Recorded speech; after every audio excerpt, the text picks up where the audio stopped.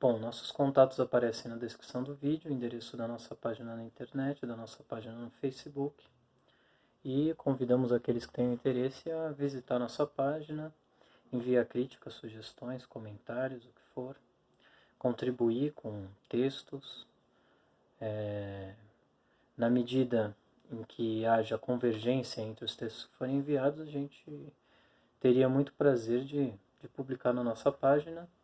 e de estabelecer uma relação mais próxima com esses muitos militantes com os quais a gente não tem contato circunstancialmente, mas que eventualmente defendem uma política parecida com a nossa, ou se guiam por princípios parecidos com os princípios que guiam e orientam a nossa ação política também. E mais do que nunca, essas alianças, essas convergências, o estabelecimento de relações mais próximas entre a militância se faz necessário, até porque a cada dia que se passa, maiores são os desafios, maiores são os obstáculos à organização de um movimento político que seja efetivamente uma resposta a tudo aquilo que o governo tem apresentado à população. E esse movimento político sofre aí com os obstáculos externos e com os obstáculos internos, que não deixam de ser, por serem internos, grandes obstáculos aos quais se deve fazer críticas, se deve estabelecer aí parâmetros para avaliar o significado dessas dificuldades que têm surgido no interior do movimento popular e tem impedido a organização de mobilizações maiores, de mobilizações mais eficientes, que consigam cumprir uma função que até agora o movimento popular não foi capaz de cumprir. Bom, primeiro a gente parte desse reconhecimento, do reconhecimento de que há muito o que fazer, de que aquilo que foi feito foi insuficiente até agora, de que alguns dos caminhos que se escolheu seguir nos levaram a um beco sem saída, que muitas das possibilidades que nós tivemos até aqui foram mal aproveitadas e que, para aproveitá-las melhor, a gente precisa, em primeiro lugar, fazer uma análise circunstanciada, minuciosa, a respeito de tudo o que aconteceu, a respeito dos fatos políticos fundamentais, a respeito dos interesses, das motivações que fazem com que as pessoas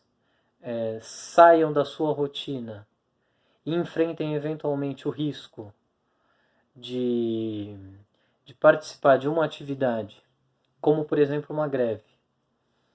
que pode ter um efeito negativo imediato sobre o trabalhador que adere a ela. Tudo isso na tentativa de fazer com que a situação política evolua num sentido diferente daquele que tem sido o seu sentido atual. Nós temos observado uma intensificação da política de desmantelar os serviços públicos e de desmantelar, em particular, as universidades, de impedir o seu funcionamento regular, seja pela asfixia financeira, seja pela pressão direta sobre o corpo docente, o que se dá tanto no ensino fundamental quanto também no ensino superior, e que agora culminou na apresentação de um projeto de reforma do sistema de financiamento, dos mecanismos de financiamento do ensino superior,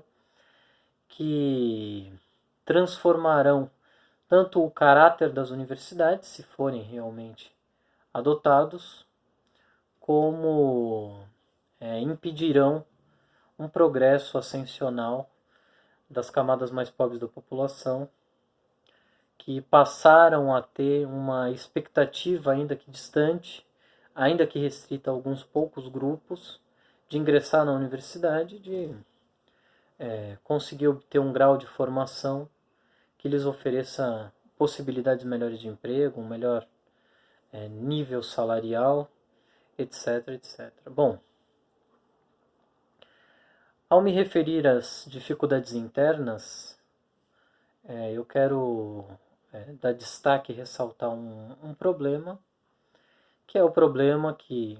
todos aqueles que se dispõem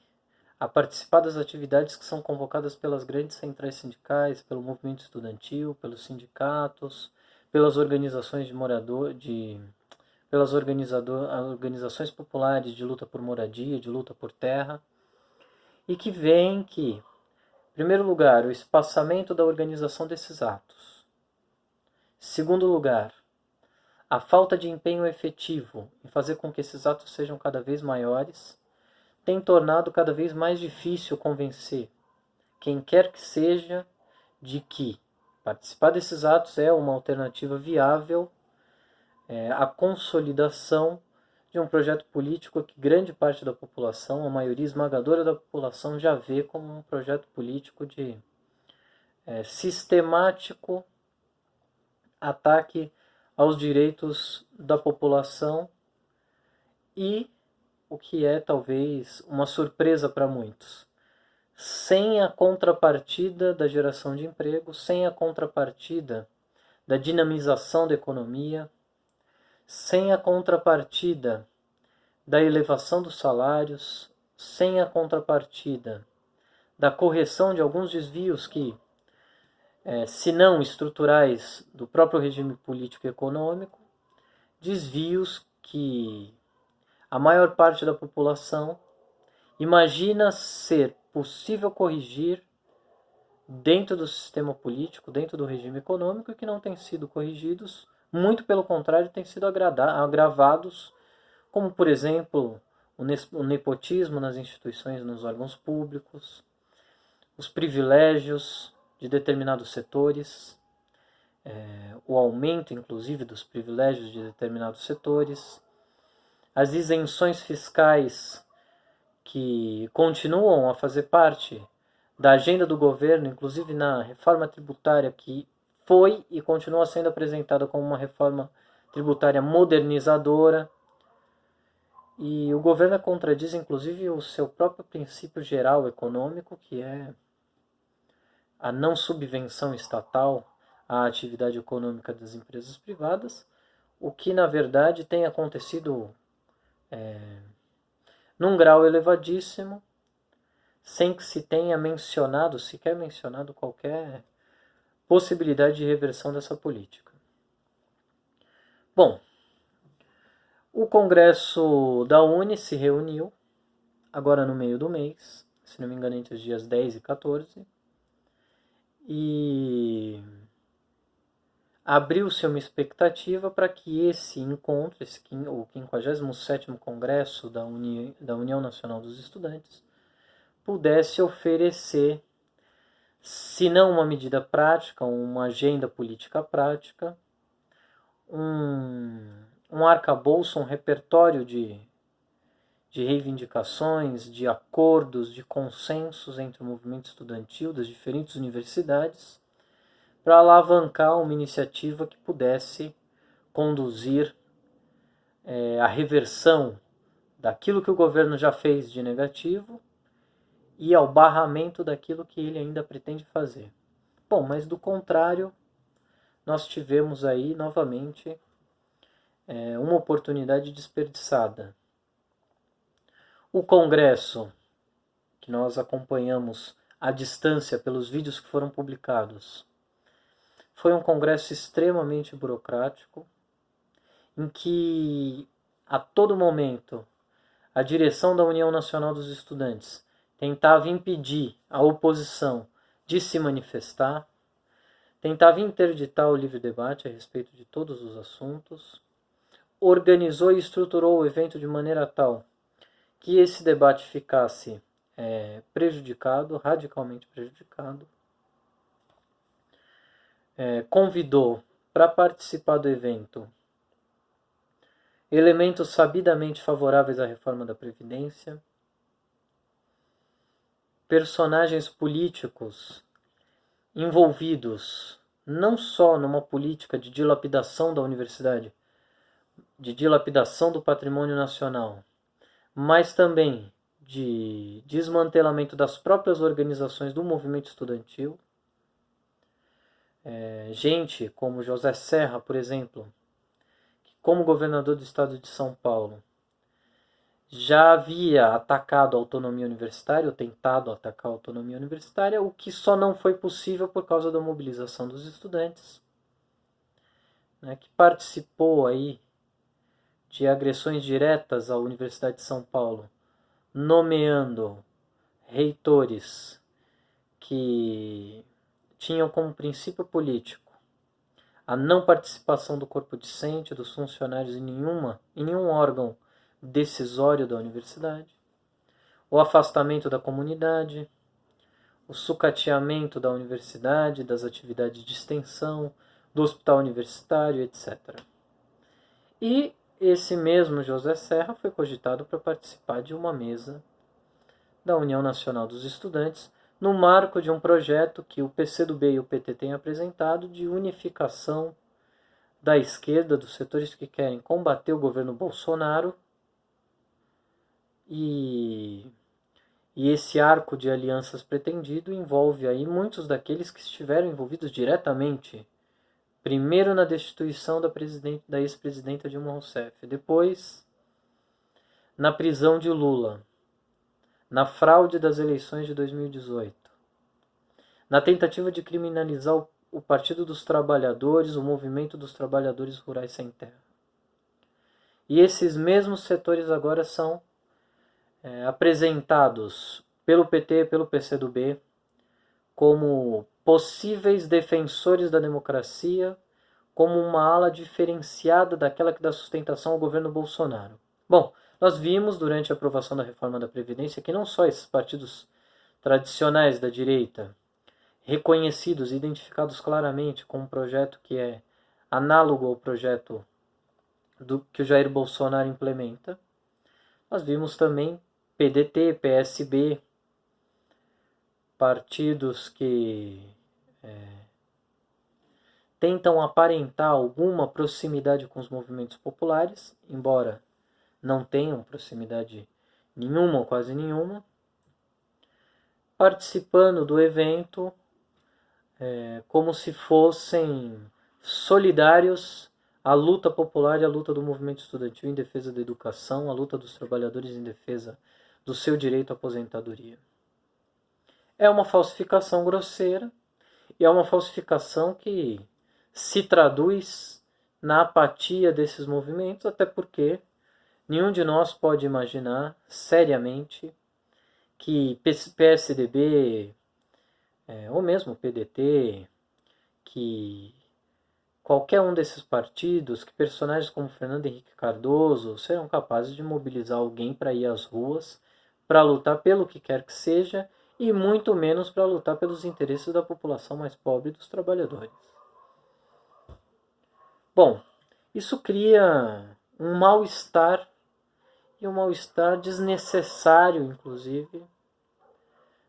que joga inevitavelmente uma parcela do movimento estudantil não só contra esses partidos, essas organizações que tentam reabilitar parte da burguesia tradicional, mas também joga muita gente contra aquilo que há de legítimo na campanha que esses partidos, bem ou mal, ainda fazem,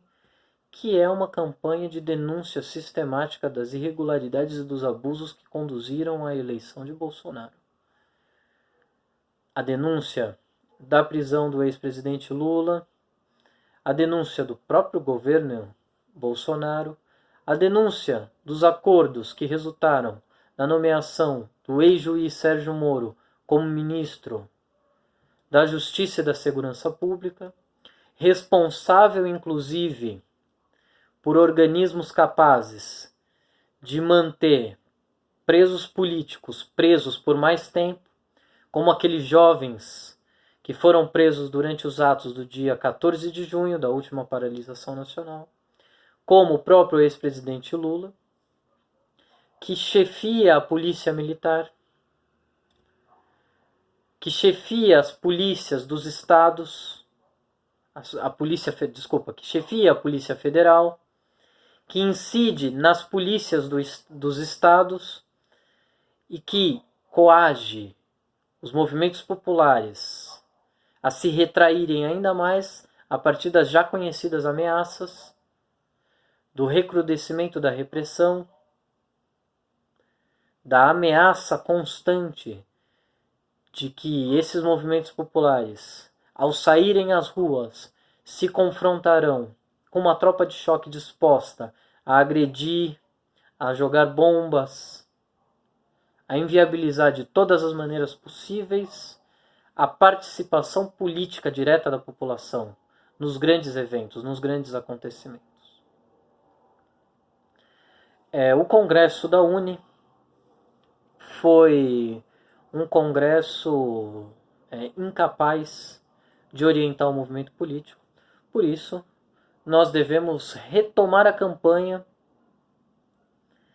para que o movimento popular organize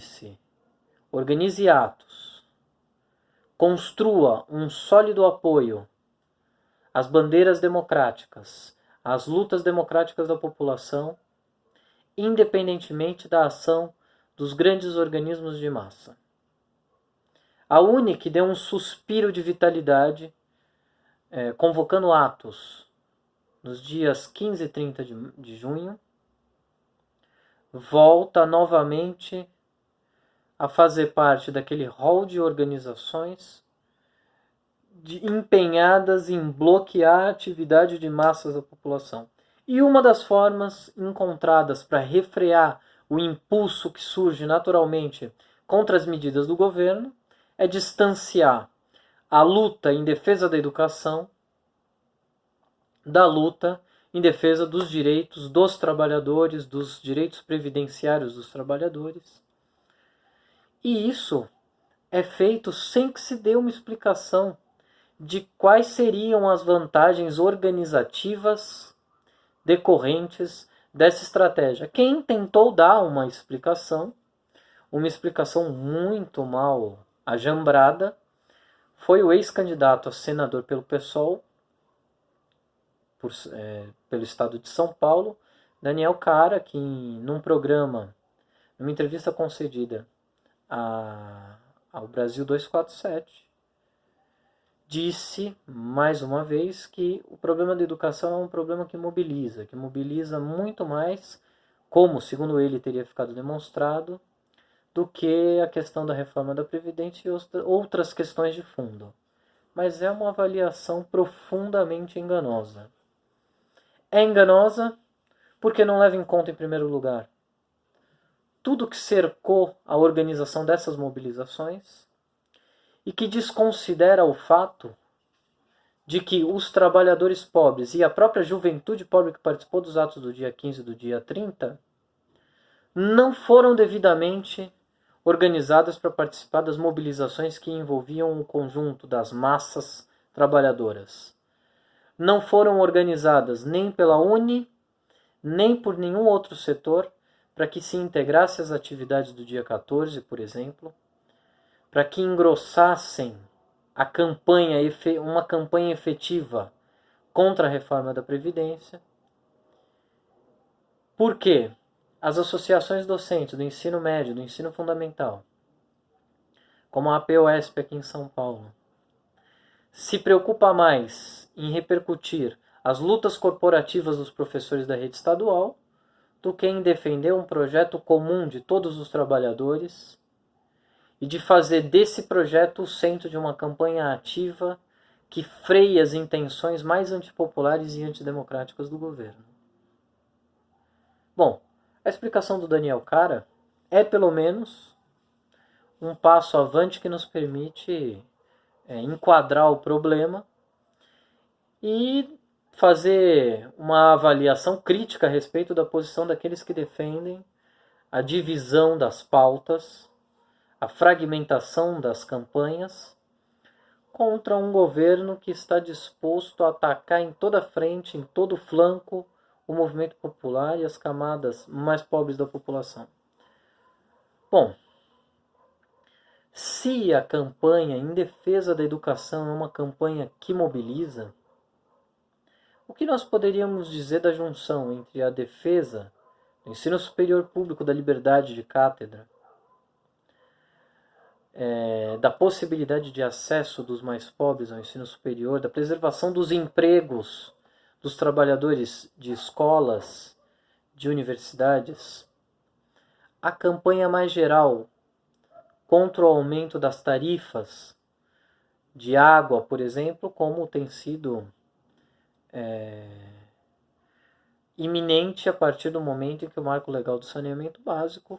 autoriza e estimula a privatização dos sistemas de saneamento básico em todo o país. Por que, então, a junção destas campanhas, da campanha pelos direitos à aposentadoria, que é uma campanha contra o aumento dos descontos previdenciários que incidem sobre os salários de todos aqueles que trabalham formalmente registrados? O que explicaria que uma campanha de tão mais largo alcance pudesse ser entendida como algo menos relevante, menos motivador pelo conjunto da população? Qual seria a explicação que nos permitiria endossar essa estratégia que é defendida pelo Daniel Cara do PSOL, que é defendida pelo PCdoB, que é defendida pelo PT ou pelos setores mais amplos desses partidos? Qual seria? Há alguns anos, o PSOL, PT e PCdoB estiveram envolvidos na aprovação do Marco Legal da Ciência, que,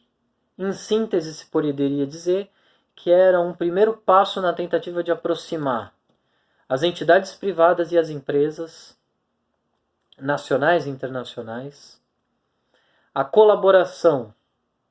do Estado com a iniciativa privada no desenvolvimento de tecnologias que se reverteriam em produtos ou serviços vendáveis por essas empresas,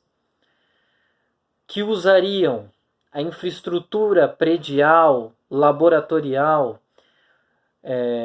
das universidades. Esses partidos, PSOL, PT e PCdoB, para não falar, é claro, de todos os partidos da burguesia, foram coniventes e entusiastas apoiadores desse projeto, do Marco Legal da Ciência. E o Marco Legal da Ciência agora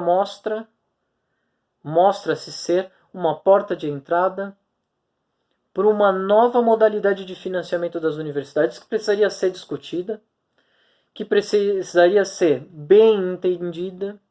pelo conjunto da população e que só pode ser bem entendida se tiver uma repercussão no marco de um movimento maior. E as possibilidades que se apresentam para organizar esse movimento maior agora passam pela defesa conjunta de todas essas reivindicações. No mês de julho, quando o recesso escolar torna mais difícil a mobilização dentro das escolas, quando as universidades estão à espera do retorno às aulas, os DCEs, os Diretórios Centrais de Estudantes,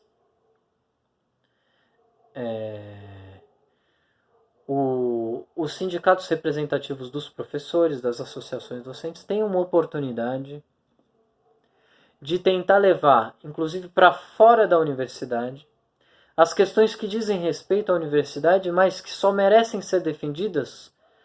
na medida em que dizem respeito ao conjunto da população. E o conjunto da população precisa ser esclarecido, precisa ter consciência de quais são os impactos disso que o governo começa a implementar na sua vida prática, na vida daqueles que ambicionam ou poderiam ter a ambição de se beneficiar diretamente do que é produzido dentro das universidades.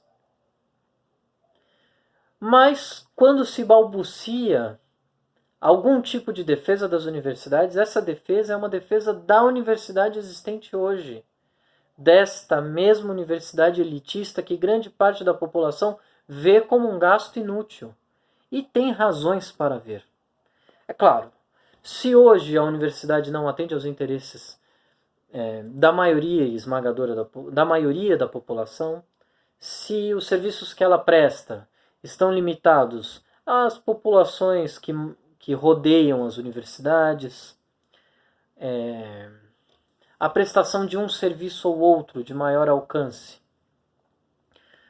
oferecido a custos menores do que a iniciativa privada ofereceria, a formação não só de mão de obra, mas de pessoas capazes de refletir a respeito dos acontecimentos, inclusive dos acontecimentos políticos. Se isso tudo está sendo atacado, e esse ataque por si só já é um ataque de efeitos danosos para a população, isso deveria ser explicado, assim como deveria ser explicado que esta universidade existente hoje não é a única universidade possível de existir. Que não é preciso resignar-se a aceitar as limitações do acesso à universidade existentes. Que a população pode e deve lutar por uma universidade mais abrangente, mais inclusiva, pelo aumento das vagas da universidade, pela universalização do acesso ao ensino superior, no marco de uma luta pela defesa dos interesses dos trabalhadores, da redução de jornada dos trabalhadores, da possibilidade de que os trabalhadores possam também dedicar tempo à sua formação, às atividades intelectuais,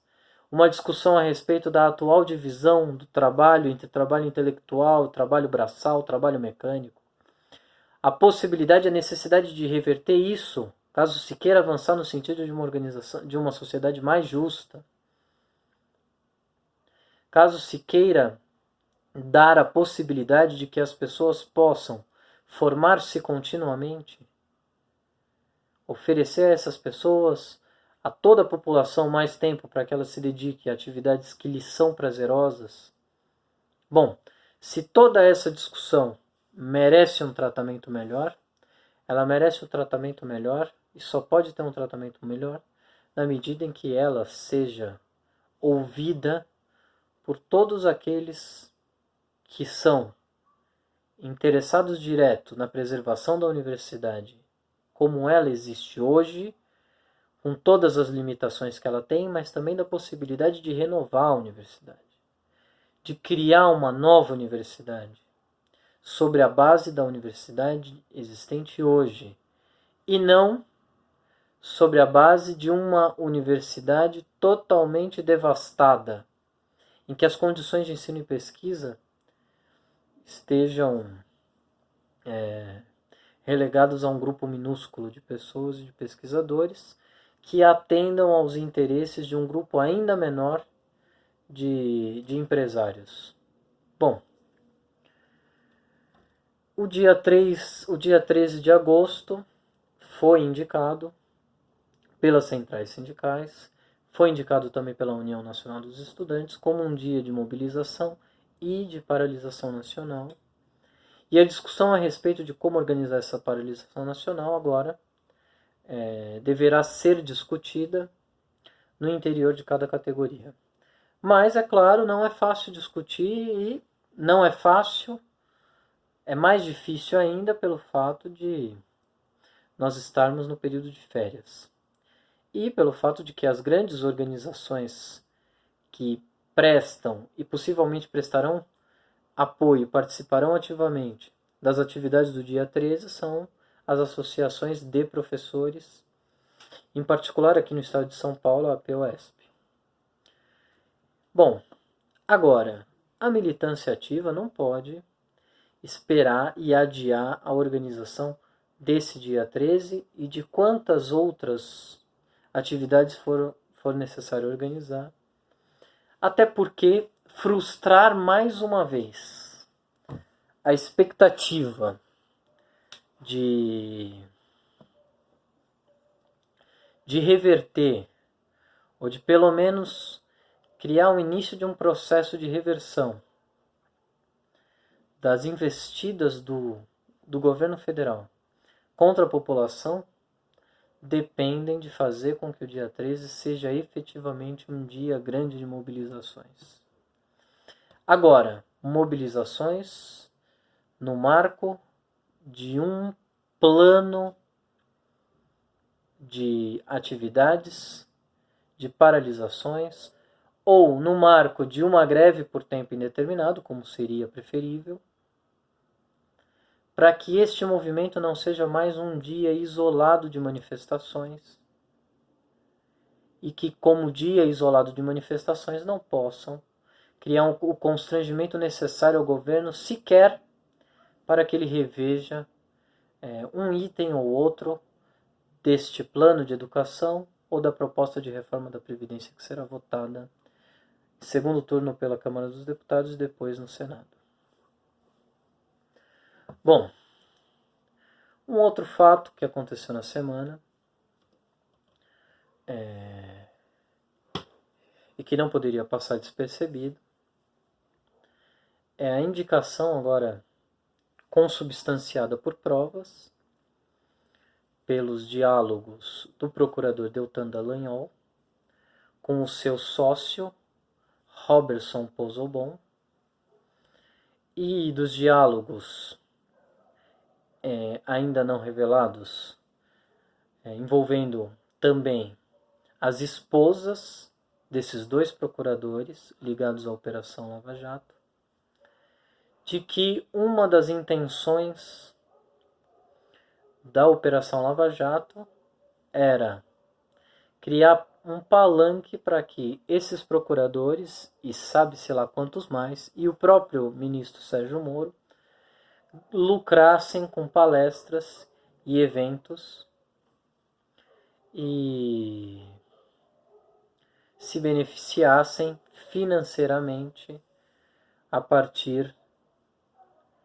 da condenação do Lula, principalmente do Lula, e de outros dirigentes políticos do PT. Bom, isso é uma demonstração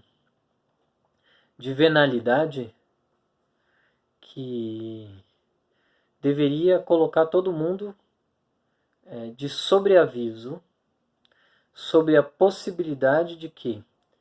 se reverta ou se conquiste qualquer coisa por meio das instituições do Poder Judiciário brasileiro ou de qualquer um dos poderes. Tudo está corrompido. O dinheiro corrompe tudo. Claro, não nos surpreende. Quando foi deflagrada no dia 26 de março de 2015 a Operação Zelotes, se fez acusações graves e essas acusações passaram a envolver grandes empresas. Passaram a envolver, claro, além dos, se não me engano, 216 conselheiros do Conselho de Administração de Recursos Fiscais, do CARF, que teria como função impedir que crimes contra o sistema financeiro fossem cometidos, na verdade eram pagos por grandes empresas, por grupos financeiros, por emissoras de televisão como a RBS do Rio Grande do Sul, que é retransmissora da Rede Globo, como o Banco Safra, como a Mitsubishi, como a Ford, como o Banco Bradesco, como a Gerdau, como uma série de outras empresas que pagariam para os conselheiros do Tribunal de Contas, para os conselheiros do CARF, para que eles sustivessem processos que implicassem essas empresas, ou, como noticiou, se não me engano foi a Folha de São Paulo, o Portal UOL, ou foi o Estadão, agora não me lembro bem, que o CARF, as investigações, inclusive, poderiam envolver duas esposas de dois ministros do Supremo Tribunal Federal. Bom, se é assim, se estão todos comprometidos, se os juízes do Supremo Tribunal Federal se vinculam a esses esquemas, então não é possível que se possa deixar para depois o protelar como parte da campanha pela libertação do Lula de todos os presos políticos, pela anulação da Operação Lava Jato, também uma campanha pela reconfiguração, pela redefinição de todas essas estruturas, que são estruturas permeadas pelo crime,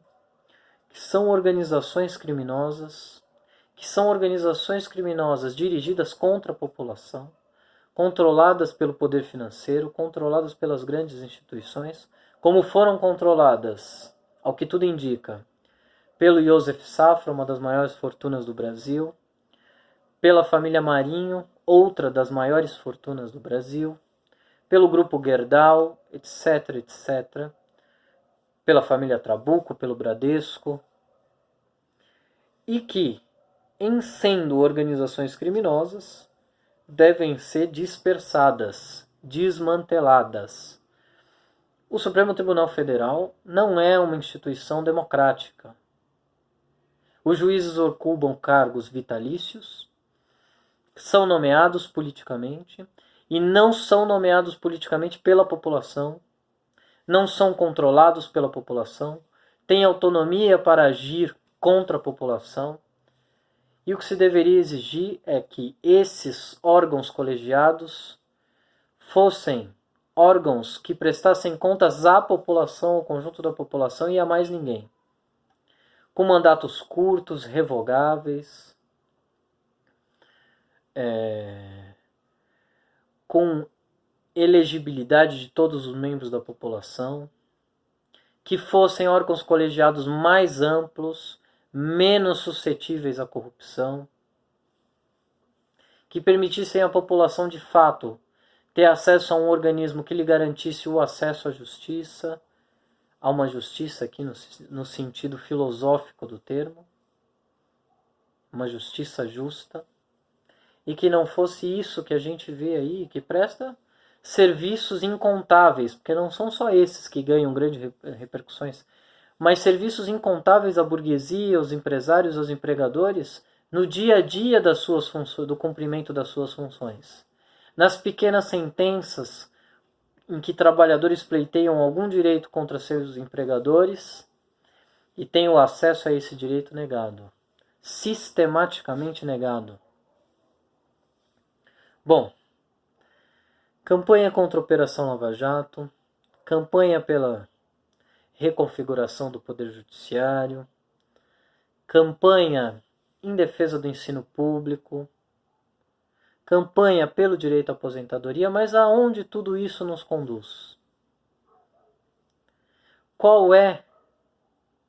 a solução política que permite abrigar esse elenco de direitos, essas estruturas mais permeáveis aos interesses da população e menos permeáveis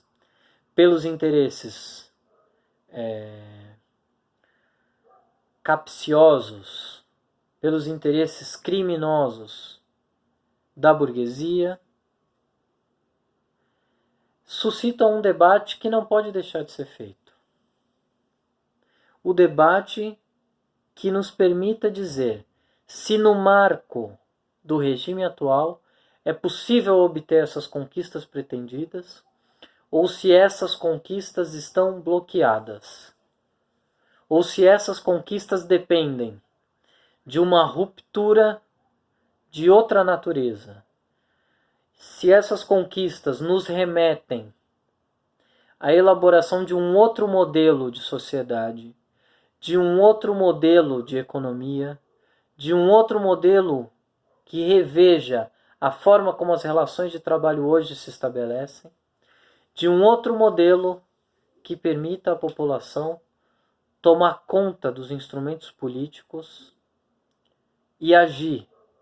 em defesa dos seus próprios interesses, sem se confrontar com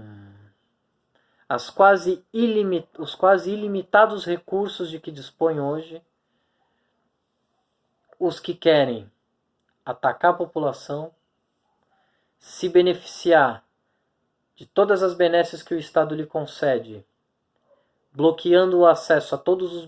benefícios concedidos pelo Estado à grande maioria da população. Porque é isso que hoje acontece.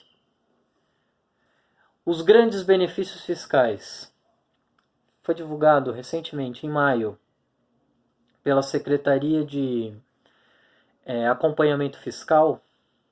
Energia e Loteria, ligado ao Ministério da Educação, alguns números, nós não vamos nos debruçar sobre eles agora porque não há tempo para fazê-lo, mas que mostram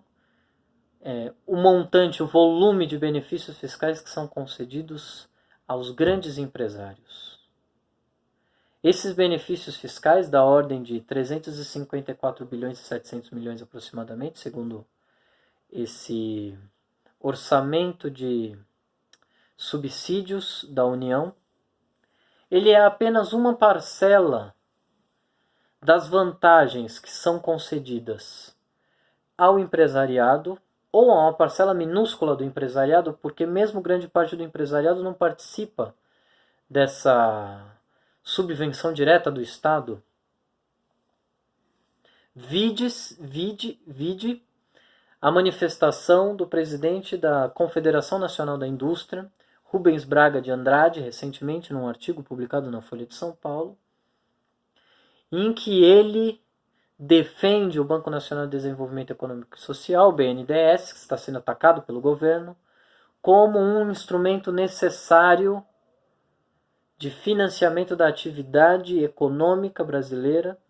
sem o qual, inclusive, pequenas e médias empresas teriam muito mais dificuldade de se manter no mercado e de, se não impor, pelo menos pressionar, em algum sentido, as grandes corporações, os grandes cartéis, a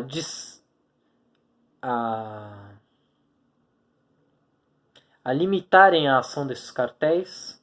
na formação de preços casados, etc, etc. Ou possibilitando que se crie um número maior de empregos no ramo da indústria, que são empregos em geral melhor remunerados. Bom, essa é a política de Estado que o governo dizia querer combater quando fazia propaganda e ainda hoje quando faz propaganda. Mas mesmo essa política, que é uma política que se deve condenar, mesmo essa política ele não aplica. Ele só a aplica na medida em que puder maximizar até o limite os lucros do empresariado e reduzir até onde for possível o acesso da população a serviços básicos, como serviços de saúde, o atendimento nos postos, como serviços de educação, como a necessária e recorrentemente adiada redução do número de alunos por sala de aula no ensino médio, no ensino fundamental, como a necessária ampliação do quadro de funcionários das universidades. Pelo contrário, o governo tenta reduzir o número de funcionários